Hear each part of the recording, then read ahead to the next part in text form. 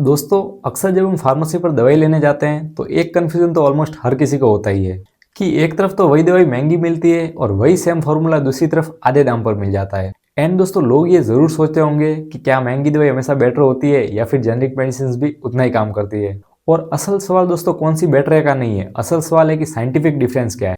सो आज हम इसी डिफरेंस को बिना किसी पक्षपात के एकदम सिंपल तरीके से समझेंगे। और हाँ दोस्तों, अगर आप चैनल पे नए हैं तो ऐसे ही राइट, ट्रस्टेड और authentic health and medicine information को सिंपल भाषा में समझते रहने के लिए चैनल को सब्सक्राइब जरूर कर दें। तो चलिए दोस्तों, अपन इसको सीधा शुरू करते हैं। तो सबसे पहले तो बेसिक बात समझते हैं। सो चाहे दवाई ब्रांडेड हो या फिर जेनरिक हो, दोनों का जो एक्टिव फार्मास्यूटिकल इंग्रेडिएंट होता है, यानी कि जो मेन केमिकल बीमारी पर काम करता है, वो तो दोस्तों सेम ही होता है। एग्जाम्पल के लिए अगर आप पैरास्टामोल ले रहे हो तो चाहे वो किसी बड़ी कंपनी का ब्रांडेड मेडिसिन हो या फिर चाहे जन औषधि केंद्र की जेनरिक दवाई हो, दोनों का काम तो दोस्तों बुखार और दर्द को कम करने का ही होता है। सो सिंपल लैंग्वेज में समझे तो मेडिसिन मेनली दो कैटेगरी में डिवाइड होती है। पहली ब्रांडेड मेडिसिन, जो कि कंपनी रिसर्च के बाद पेटेंट के साथ लॉन्च करती है और जिसमें मार्केटिंग का खर्चा भी साथ में होता है। दूसरी होती है अपनी जेनरिक मेडिसिन, जो कि जब लाइसेंस एक्सपायर हो जाता है तो वही सेम फॉर्मूला दूसरी कंपनीज बनाती है बिना किसी हैवी मार्केटिंग कॉस्ट के। सो अब नेचुरल सवाल ये आता है कि क्या बॉडी के अंदर जाकर दोनों अलग तरह से काम करती है। सो दोस्तों, मेडिकल साइंस के रूल्स के हिसाब से जेनरिक मेडिसिन को भी बायो इक्विवेलेंट होना जरूरी होता है। इसका सिंपल मतलब ये है कि जितनी स्पीड से ब्रांडेड दवाई बॉडी में एब्जॉर्ब होती है, जितना असर ब्रांडेड दवाई दिखाती है, जेनरिक दवाई को भी ऑलमोस्ट वैसा ही परफॉर्म करना होता है, तभी उसको भी अप्रूवल मिलता है। बात दोस्तों सिंपल है, आपकी बॉडी को कंपनी के नाम से फर्क नहीं पड़ता है। बॉडी सिर्फ उस मॉलिक्यूल को पहचानती है जो कि अंदर जा रहा होता है, और जब मॉलिक्यूल सेम होता है तो मैकेनिज्म ऑफ एक्शन भी सेम ही होता है। अब एक प्रैक्टिकल सवाल ये भी आता है कि जब बेसिक चीजें सेम है तो डॉक्टर अक्सर स्पेसिफिक ब्रांडिंग क्यों लिखते हैं। ये क्वेश्चन सबके दिमाग में चलता है, राइट। तो दोस्तों, इसके पीछे कुछ क्लियर रीजंस भी होते हैं जिस वजह से कुछ सिचुएशंस में ब्रांडेड मेडिसिन को ही प्रीफर किया जाता है, जैसे कि क्रिटिकल केसेस में, जैसे कि सीरियस हार्ट प्रॉब्लम्स है या फिर सेवर इन्फेक्शन है। सो यहाँ पर डॉक्टर रिस्क को अवॉइड करना चाहते हैं और उन ब्रांड पर भरोसा करते हैं जिनकी क्वालिटी टेस्टिंग सालों से देखी गई है। खासकर नैरो थेरेपेटिक इंडेक्स ड्रग्स में, जैसे कि एपिलेप्सी है या फिर थायराइड की कुछ मेडिसिन है।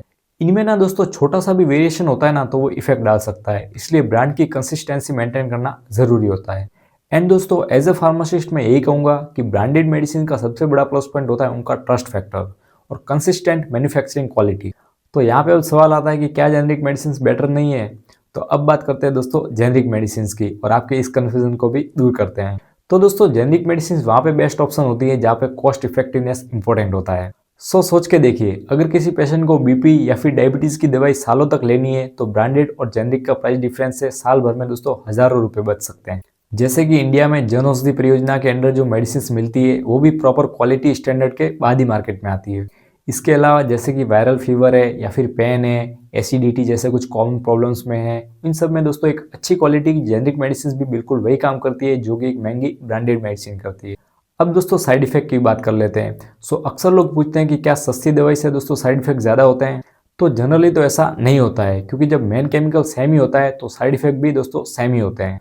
एग्जाम्पल के लिए, अगर किसी को एमोक्सिलिन से एलर्जी है तो वो चाहे ब्रांडेड लो या फिर जेनरिक लो, दोनों से दोस्तों एलर्जी हो सकती है। हाँ, अगर मैन्युफैक्चरिंग में जो एक्सिपिएंट्स हैं या बाइंडिंग एजेंट होते हैं वो थोड़े अलग हो सकते हैं। रेयर केसेस में इससे माइनर डिफरेंस महसूस हो सकता है, लेकिन जो मेजर साइड इफेक्ट का रीजन होता है यूजुअली दोस्तों दवाई का जो मेन सॉल्ट होता है ना, उसी की वजह से होता है, ना कि ये कि दवाई किस कंपनी की है। अब दोस्तों कुछ सेफ्टी की भी बात कर लेते हैं। चाहे आप ब्रांडेड दवाइयाँ ले रहे हो या फिर जेनरिक ले रहे हो, कुछ बेसिक सेफ्टी पॉइंट्स आपको याद रखना जरूरी है। अब हम क्वालिटी चेक की भी बात कर लेते हैं। आप इसे ध्यान से सुनना।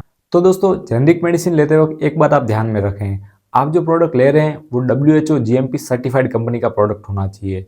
सिर्फ डायरेक्टली आपको सस्ता देखकर नहीं लेना है। एंड दोस्तों, बात करें डॉक्टर की सलाह की, तो अगर किसी को कैंसर है या फिर ऑर्गन ट्रांसप्लांट है या फिर कुछ साइकेट्रिक की मेडिसिन ले रहे हैं तो दोस्तों बिना पूछे आपको ब्रांड चेंज नहीं करनी है कभी भी। डॉक्टर्स हमेशा जनरली उस पेशेंट की कंडीशन और बजट दोनों को देखकर ही बेस्ट ऑप्शन सजेस्ट करते हैं। तो दोस्तों कंक्लूजन सिंपल है, अगर आप अफोर्ड कर सकते हैं और किसी ब्रांड पर आपका ट्रस्ट है तो ब्रांडेड मेडिसिन बिल्कुल ठीक ऑप्शन है आपके लिए। पर दोस्तों, अगर बजट टाइट है या फिर ट्रीटमेंट लॉन्ग टर्म की है तो दोस्तों स्टैंडर्ड रेप्यूटेड कंपनी का जेनरिक मेडिसिन भी सेफ और इफेक्टिव ऑप्शन है, क्योंकि दोस्तों दवाई का प्राइस उसकी पावर डिसाइड नहीं करता है। जरूरी ये है कि दवाई सही जगह से ली जाए और सही तरीके से यूज की जाए। और हाँ दोस्तों, ये वीडियो सिर्फ इन्फॉर्मेशन पर्पज के लिए, कोई भी दवाई शुरू करने से पहले या फिर बंद करने से पहले अपने डॉक्टर या फिर फार्मासिस्ट से कंसल्ट जरूर करें। और हाँ दोस्तों, आपका एक्सपीरियंस कैसा रहा था? क्या आपने कभी भी ब्रांड से जेनरिक पर शिफ्ट किया है और आपको कोई डिफरेंस फील हुआ है? मुझे एक बार कमेंट में जरूर बताना।